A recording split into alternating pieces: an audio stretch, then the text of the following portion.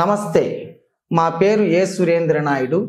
మేము వంశం పారంపర్యంగా అనేక దీర్ఘ రోగాలను నయం చేసినటువంటి అనుభవజ్ఞులం.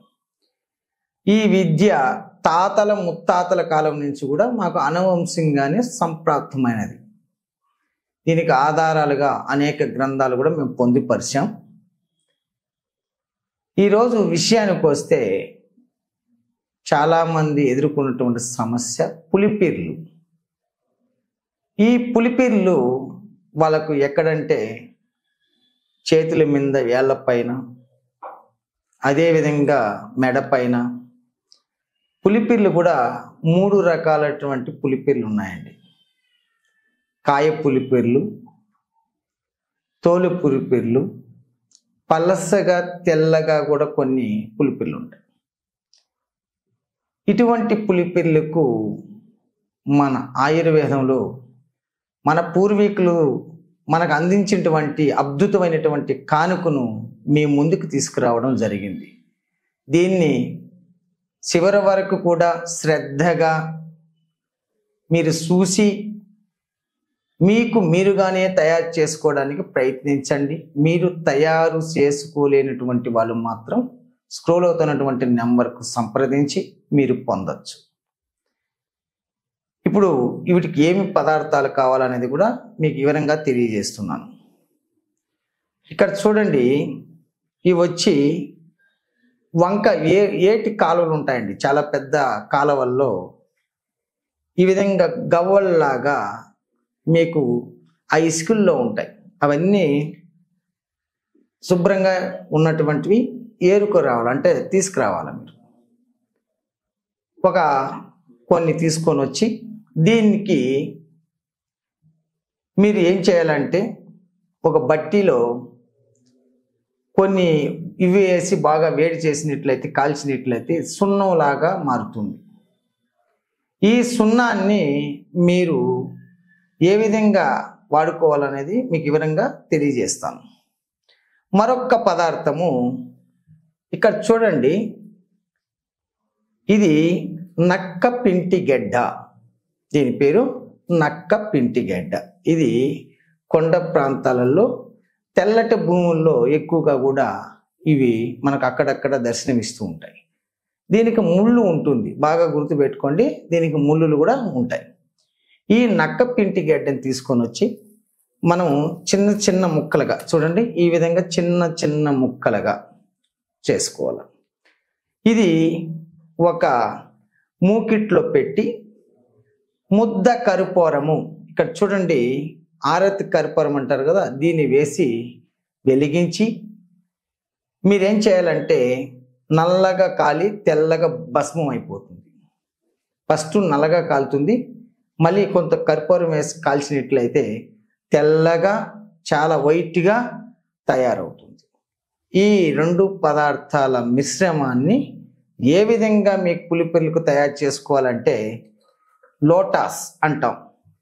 దీన్నే తామరగడ్డ. మీరు తామర చెట్టు నీటిలో ఉన్నటువంటి దాని దగ్గరికి వెళ్తే ఈ విధంగా ఉంటుంది, చూడండి తామరగడ్డ. ఇటువంటి గడ్డను మీరు ఒకటి సేకరించుకొని ఈ యొక్క రసాన్ని మీరు వాడుకోవాల్సి ఉంటుంది వీటికి. దీంతో పాటు ఇప్పుడు తయారైనటువంటి ఈ సున్నానికి కల్లిపాలండి. మీకు కొండ ప్రాంతాలలో కల్లి, దానికి ముళ్ళు కూడా ఉంటుంది, జముడు అంటాం దీన్ని. దానికి ఒకసారి టచ్ చేశారంటే బొట్లు బొట్లుగా, డ్రాపులు డ్రాపులుగా ఈ పాలు కూడా స్రవిస్తూ కారుతూ ఉంటుంది. అప్పుడు ఈ పాలను కూడా కొంత సేకరించుకొని తర్వాత మీకు చెప్పాను ఇక్కడ చూడండి, ఈ నక్క పింటి గడ్డ భస్మం. ఈ భస్మాన్ని మీరేం చేయాలంటే ఈ 2 సమభాగాలుగా వేసుకొని దీంట్లోకి కల్లిపాలు, అంటే ఇప్పుడు మీకు చెప్పినటువంటి బొంత చెముడు పాలు 3 రోజులు దీన్ని బాగా భావన చేయడము అంటాం, నానపెట్టాలి. నానపెట్టిన తర్వాత అతి మెత్తగా కలవరాల్లో పేస్ట్ వలె ఇది తయారు చేసేటప్పుడు చేతులకు తగలకుండా, ఎందుకంటే కల్లిపాలు పుండయ్యే స్వభావం ఎక్కువ కనుక దీనికి ఏం చేయాలంటే గ్లౌజులు వేసుకొని మీరు బాగా మదించాలి. మదించిన తర్వాత దీంట్లో ఉన్నటువంటి ఆ ఘాటు, ఆ యొక్క పవర్ అంతా తగ్గి దివ్యమైనటువంటి మందుగా తయారవుతుంది. ఇంకా ఇక్కడ చూడండి, ఈ గడ్డ ఉందని చెప్పాను కదా, లోటస్ గడ్డ, తామర గడ్డ. ఈ యొక్క రసాన్ని పిండుకోవాలి. మరొక్కసారి పిండుకొని దీన్ని బాగా మదించి అతి మెత్తని పేస్ట్ లాగా తయారైన తర్వాత దీన్ని ఒక చిన్న బాటిల్లోకి నింపడం జరిగింది.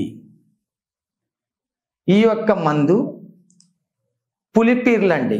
ఎక్కడ ఏ భాగములైనా ఏ యొక్క పులిపీర్లున్నా ఆ భాగంలో 1 లేక 2 సార్లు మాత్రమే పులిపీర్ల మీద అప్లై చేసినట్లయితే శాశ్వతంగా పులిపీర్లు అక్కడ ఉన్నటువంటి తొలగిపోతాయి. మళ్ళీ మళ్ళీ కూడా అదే జాగాలో పుట్టవు. కాబట్టి ఇది శ్రేయస్కరమైనది. కేవలం పులిపిరి పైన మాత్రమే శరీరానికి తగలకుండా దాని మీద అప్లై చేస్తూ వచ్చారంటే ఆ యొక్క పులిపిరి రాలిపోయి చిన్నటి మచ్చ కూడా పడదండి. అంత అద్భుతంగా ఈ మందు పనిచేయడం జరుగుతుంది. ఈ మందులో మరొక ప్రత్యేకత ఏంటంటే, చాలామంది ఆనెలు కాలు పెట్టి ఇంకొక దిక్క ఎక్కడన్నా వెళ్ళాలంటే, అయ్యా నాకు చాలా ఆనెలు ఉన్నాయి, నొప్పికి నేను తట్టుకోలేను, చాలా దూరం నడవలేక ఇబ్బంది పడి ప్రతిసారి కూడా వీళ్ళు ఒక బ్లేడ్ తీసుకొని ఆ యొక్క ఆనె పైన కోస్తూ ఉంటారు. అయినా మళ్ళీ నెలకో 2 నెలలకో ఆ యొక్క ఆనె పుట్టుకోవడం మళ్ళీ పెరగడం జరుగుతూ ఉంటుంది. ఎన్ని మాటలు కట్ చేసినా ఆ ఆనెను లోపల ఉన్నటువంటి ఆ యొక్క మొలక బయట వచ్చేదాకా ఎన్ని చేసినా కూడా వ్యర్థమే. ఇది గుర్తించుకోండి. కోయడం అనేది పరిష్కార మార్గం కాదు. ఆ గట్టిగా మాత్రమే ఉంటుంది చర్మం. ఆ చర్మాన్ని మాత్రమే మీరు కోస్తున్నారు. లోపల స్టోన్ లాగా రాయి వలె బ్రౌన్ కలర్లో ఒక రాయి లాగా ఉంటుంది. చాలామంది ఈ రోజుల్లో హాస్పిటల్కి పోయేసి హాస్పిటల్లో ఆపరేషన్ చేసుకొని వచ్చి ఆ రాళ్ళు కూడా పట్లం కట్టుకొని ఇంటికి వస్తారు. అయితే వాళ్ళ దురదృష్టం ఏంటంటే మళ్ళీ 6 నెలలకో సంవత్సరానికో మళ్ళీ అక్కడనే రాళ్ళు ఉత్పత్తి అయ్యి మళ్ళీ ఇబ్బంది పెట్టడం జరుగుతూ ఉంది. అటువంటి వాళ్ళు ఎంతోమంది మా వద్దకు వచ్చి ఈ మందును తీసుకపోయి నయం చేసుకునేటువంటి వాళ్ళు కొన్ని వేల మంది సంఖ్యలోనే ఉన్నారు. అటువంటి వారికి ఎక్కడ అవుతే ఆనె ఉందో ఆవాల గింజంత పరిమాణం, బాగా గుర్తుపెట్టుకోండి, ఆవాల గింజంత పరిమాణం కాలు శుభ్రంగా అక్కడ శుభ్రం చేసుకొని, ఎక్కువ మందం చర్మం ఉంటే లైట్గా తొలగించి, లేదు పలసగా ఉండింది అనుకుంటే అట్లే కూడా డైరెక్ట్గా పెట్టేసి, మనకు ప్లాస్టర్ అంటే ఏదన్నా ఒక బాక్సులకి వేస్తాం కదా, ఒక ప్లాస్టిక్ టేపు, ఆ టేపును రౌండ్గా కట్ చేసుకొని అయ్యా ఎక్కడైతే ఆనె ఉందో ఆనె పైన ఈ యొక్క మందుని పెట్టి ఆ ప్లాస్టర్ వేసినట్లయితే వితిన్ 10-15 రోజుల్లో శాశ్వతంగా ఆనెలు అనేది మట్టుమాయమైపోతుంది. ఇటువంటి కానుక చాలా పూర్వీకుల నుంచి మాకు వచ్చింది కాబట్టి మా యొక్క అనుభవాన్ని మీకు తెలియజేశాను. కావాలనుకున్న వారు స్క్రోల్ అవుతున్నటువంటి నెంబర్కు ఫోన్ చేసి మరి మా వద్ద పొందొచ్చు. ముఖ్య గమనిక, షుగర్ ఉన్న వాళ్ళు ఇటువంటి దాన్ని వాడేటప్పుడు షుగర్ లేకుండా ఉంటే చాలా ఉత్తమం. ఎందుకంటే ఆల్మోస్ట్ కొంతమందికి ఇది పెట్టినప్పుడే చిన్న రంధ్రం పడి అక్కడి నుంచి ఆ యొక్క స్టోన్ బయట రావడానికి ఆస్కారం ఉంది.